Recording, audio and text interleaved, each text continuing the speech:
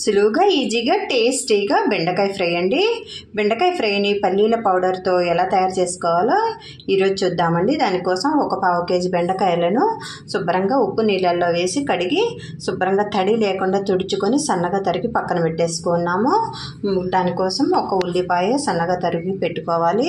ఒక చిన్న కప్పుడు అంటే ఒక 3 టేబుల్ స్పూన్ల పల్లీలు ఉంటాయండి. వీటిని మనం పొడి చేసుకోవాలి. వేపి చల్లార్చి పొడి చేసి తీసుకుందాము. పచ్చిమిర్చి అండి, ఒక 2 పచ్చిమిర్చిలు ఉంటాయి. ఎండుమిర్చి ఒక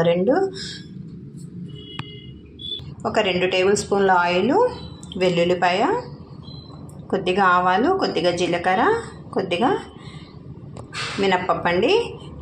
ఇప్పుడు ఎలా తయారు చేసుకోవాలో చూద్దాము. స్టవ్ వెలిగించుకొని గిన్నె పెట్టేసుకోవాలి.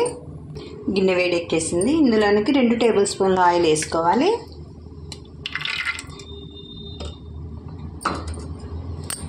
ఆయిల్ వేడెక్కింది. ఇందులోనికి 1 టేబుల్ స్పూన్ ఆవాలు, 1 టేబుల్ స్పూన్ జీలకర్ర,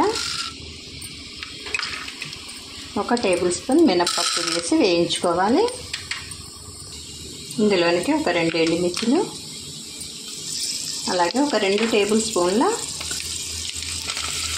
వెల్లుల్లిపాయ వేసి వేయించుకోవాలి. ఇందులోనికి ఒక 2 పచ్చిమిర్చిలు సన్నగా కట్ చేసి వేసుకోవాలి. స్టవ్లో పల్లీలు వేసుకొని వేయించుకోవాలి. పక్క స్టవ్లో ఒక గిన్నె పెట్టేసుకొని పల్లీలు వేయించుకుంటున్నామండి. ఇందులోనికి కరివేపాకు వేసుకోవాలి. మొత్తం వేయించుకోవాలి మంచి రంగు వచ్చే వరకు. ఇందులోనికి సన్నగా తరిగి పెట్టుకున్న ఆనియన్స్ కూడా వేసుకొని వేయించుకోవాలి.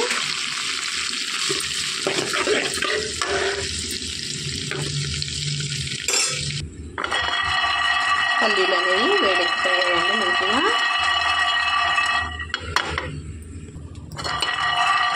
పల్లీలు వేగిపోయాయండి. తీసి చల్లార్చుకోవాలి. ఈ తాలింపు అనేది మంచిగా వేయించుకోవాలి, మాడిపోకుండా.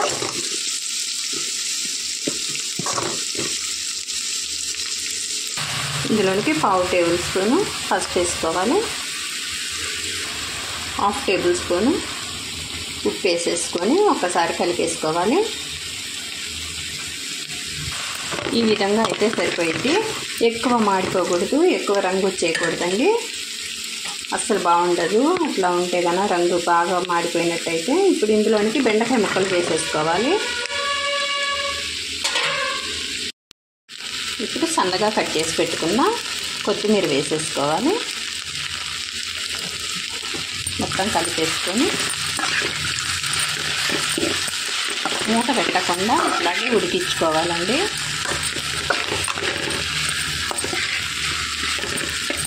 స్లో ఫ్లేమ్లో పెట్టుకొని అప్పుడప్పుడు కలుపుకుంటూ మొత్తం ఫ్రై చేసుకోవాలి. పల్లీలు అనేది ఇలాగ వేసేసుకొని చల్లార్చుకొని జార్లోకి వేసేసుకొని మిక్సీ పట్టేసుకోవాలి. బాగా మెత్తగా కాకుండా ఇలా బరకగా ఆడించుకోవాలి. ఈ స్టేజ్లో కారం వేసుకోవాలండి. ఒక 1/2 టేబుల్ స్పూను,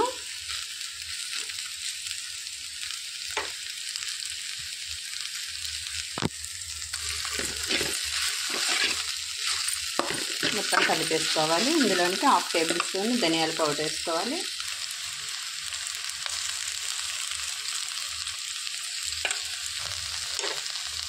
చిటికెడంతా జీరా పౌడర్ వేసుకోవాలి.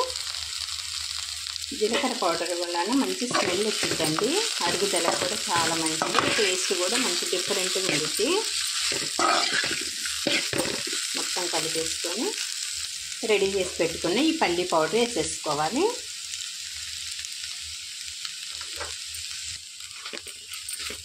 తక్కువ ఆయిల్తో చక్కగా రెడీ చేసుకున్నామండి.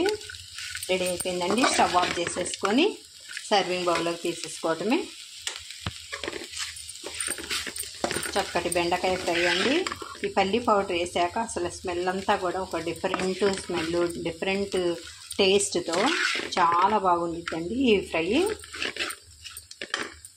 రెడీ అయిపోయిందండి. సులువుగా ఈజీగా టేస్టీగా పల్లీల పౌడర్తో బెండకాయ ఫ్రై అండి. ఈ ఫ్రై సాంబార్ చేసుకున్నప్పుడు, పప్పు చేసుకున్నప్పుడు సైడ్ డిష్గా చేసుకోవటానికి చాలా బాగుండిద్దండి. చాలా ఇష్టంగా అడిగి మరీ తింటారు.